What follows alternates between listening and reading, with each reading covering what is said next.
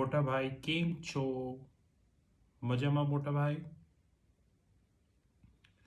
मोटा भाई हमने अपने YouTube चैनल पे एक नई सीरीज शुरू करी है और उस सीरीज का नाम है investor message series. Investor message series में हम लोग दो चीज़ों को कैटर करेंगे, या तो ये हिंदी में होगी या ये इंग्लिश में होगी।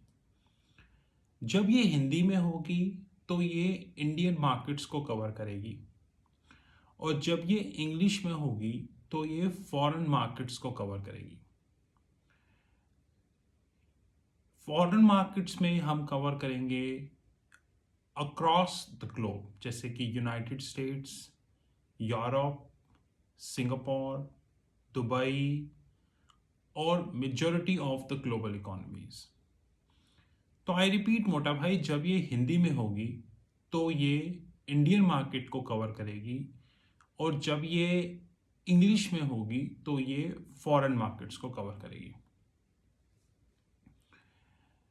ये पहली वीडियो है, एपिसोड 1, तो ये हिंदी में है, तो ये इंडियन मार्केट्स को कवर करेगी। इंडियन इन्वेस्टर को एक चीज़ बहुत अच्छे से समझनी होगी और वो चीज़ ये है कि जब हम कोई स्टॉक बाय करते हैं तो हमें इंट्रिंसिक वैल्यू पे बाय करना चाहिए, क्योंकि अगर आप किसी स्टॉक को इंट्रिंसिक वैल्यू पे बाय करते हैं तो आप कभी भी लॉस में नहीं जाएंगे, प्रोवाइडेड उस कंपनी की जो बैलेंस शीट है वो स्ट्रांग है। ये एक मेजर फैक्टर है। मेजॉरिटी केसेस में उस कंपनी की बैलेंस शीट स्ट्रांग होनी चाहिए, लेकिन अनफॉर्चुनेटली होता क्या मोटा भाई, इंडिया के 95% रादर 99% इन्वेस्टर स्टॉक बाय करते हैं टीवी चैनल को देख के, और टीवी चैनल के जो स्पीकर्स होते हैं वो किस लेवल तक बिके हुए होते हैं ये आपको पता है, इसमें कोई दो राय नहीं है। मैं आपको एक लेटेस्ट एग्जांपल देता हूं मोटा भाई, रादर दो एग्जांपल। पहला एग्जांपल इंडिया इन्फो एज। जब जोमेटो का आईपीओ आया तो इंडिया की मीडिया ने इंडिया इन्फो एज को पूरा हाइप दे दिया, फुल स्केल पे हाइप दे दिया। और भारत का इन्वेस्टर कितना समझदार है ये आपको पता है। वो हाइप इतना मिल गया कि इंडिया इन्फो एज जैसी कंपनी 7200 तक पहुंच गई। और आई एम श्योर वहां पे कई समझदारों ने ऑप्शंस, फ्यूचर्स और कैश में पोजीशन ले ली होगी। वहां पे कई समझदारों ने ऑप्शन, फ्यूचर्स और कैश में पोजीशन ले ली होगी।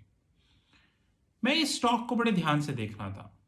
इस स्टॉक की एनुअल रिपोर्ट भी मैंने देखी, उस पर हम कभी बाद में चर्चा करेंगे।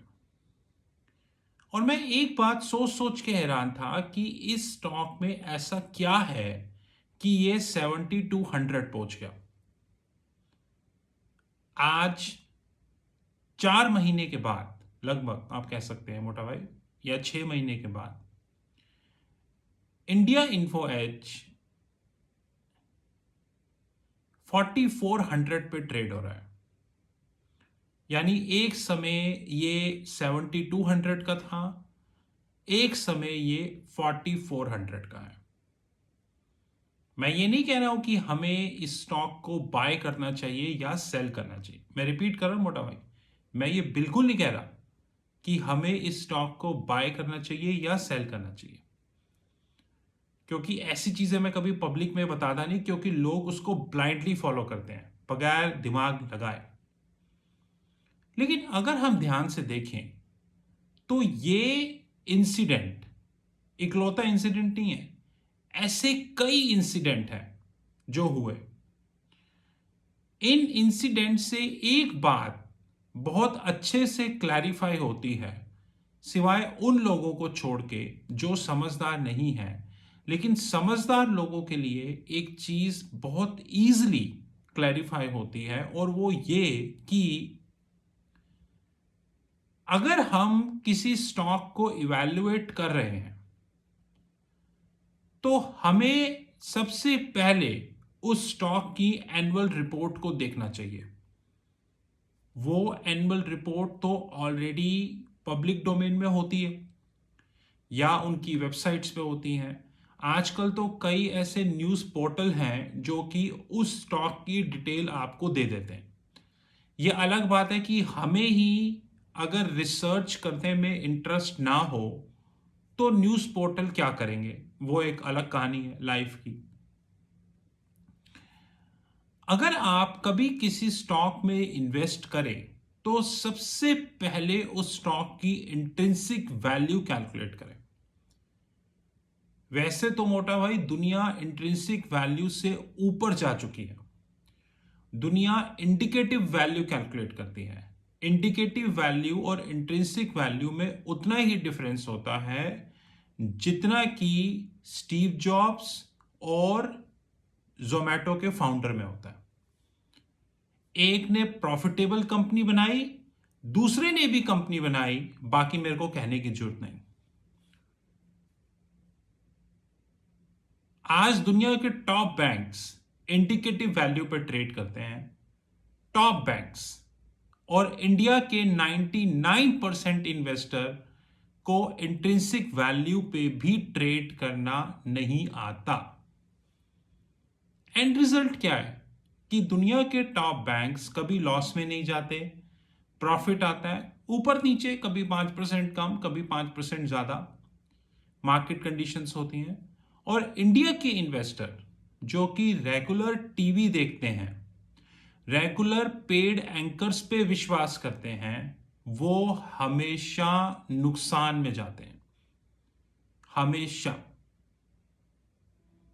इसलिए हो सके तो इस चीज को समझने की कोशिश कीजिए कि हम स्टॉक अगर बाय कर रहे हैं तो सीएमपी पे बाय ना करें। CMP means current market price. इतिहास इस चीज का गवाह है कि जो स्टॉक अननेचुरली ऊपर जाता है, अननेचुरली, वो नेचुरली नीचे आता है क्योंकि वो अपने इंट्रिंसिक वैल्यू से बहुत ऊपर चला गया है। लेकिन फर्क यहां पर यह होता है कि एज एन इन्वेस्टर क्या हम इस चीज को समझते हैं? क्योंकि अगर हमें यह लगता है कि कोई मीडिया संस्थान, कोई रेगुलेटरी एजेंसी, कोई न्यूज़पेपर या कोई भी हमें इस चीज के बारे में बताएगा तो ऐसा नहीं होगा, क्योंकि वो तो पहले से ही सेट है। अगर इस चीज के बारे में बताना होता तो इंडिया में इस तरीके का कोई भी सिस्टम अभी तक होता, जो नहीं है। जो इन्वेस्टर हमेशा इंट्रिंसिक वैल्यू पे बाय करता है वो कभी भी नुकसान में नहीं जाता। जैसे इंडिया इन्फो एज जिसने 7200 पे बाय किया होगा, अगर आपने कैश में भी बाय किया होगा तो आप ये सोच रहे होंगे कि अब हम क्या करें, क्योंकि वो ऑलरेडी 4400 पे आ गया है। लेकिन जो इंट्रिंसिक वैल्यू को जानते हैं वो आराम से सो रहे होंगे, क्योंकि उनको ये पता होगा कि अभी इंट्रिंसिक वैल्यू क्या है। दिस इज राहुल मगन, माय नंबर 9899242978। Thank you.